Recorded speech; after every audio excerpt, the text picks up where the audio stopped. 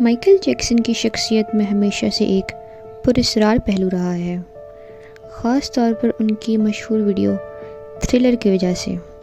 یہاں ایک ایسی کہانی ہے جو ان کے میوزک اور ایک خیالی خوفناک منظر کے گرد گھومتی ہے۔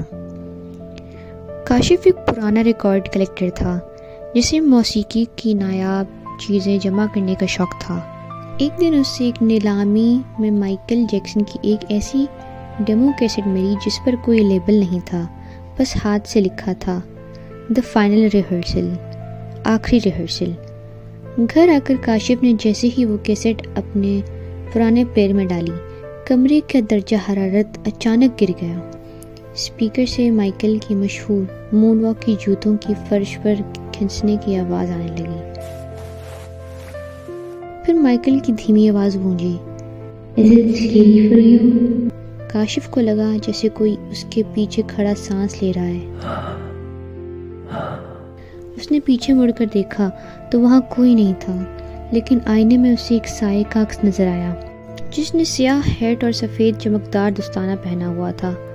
اچانک کیسٹ کی رفتار تیز ہو گئی اور موسیقی کا ایک عجیب شیطانی دھن میں بدل گئی۔ کمرے کی ایک لائٹس ٹمٹمانے لگیں اور دیواروں پر لگے مائیکل جیکسن کے پوسٹرز کی آنکھیں حرکت کرنے لگیں۔ کاشف نے ڈر کر کیسٹ بند کرنے کی کوشش کی، لیکن بٹن جام ہو چکے تھے۔ تبھی اسے محسوس ہوا کہ اس کے اپنے پاؤں خود بخود حرکت کر رہے ہیں۔ وہ نہ چاہتے ہوئے بھی ایک عجیب و غریب رقص کرنے لگا۔ اس کے جسم کی ہڈیاں ٹوٹنے کی آواز آ رہی تھی، لیکن وہ رک نہیں پا رہا تھا۔ کمرے کے کونے سے وہی مشہور ہنسی گونجی جو تھرلر کی آخر میں سنائی دیتی ہے۔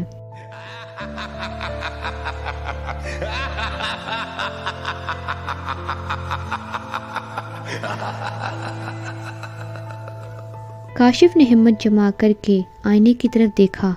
وہاں اب اس کا اپنا عکس نہیں تھا، بلکہ ایک زومبی نما ڈھانچہ کھڑا تھا جو بالکل مائیکل جیکسن کے لباس میں تھا۔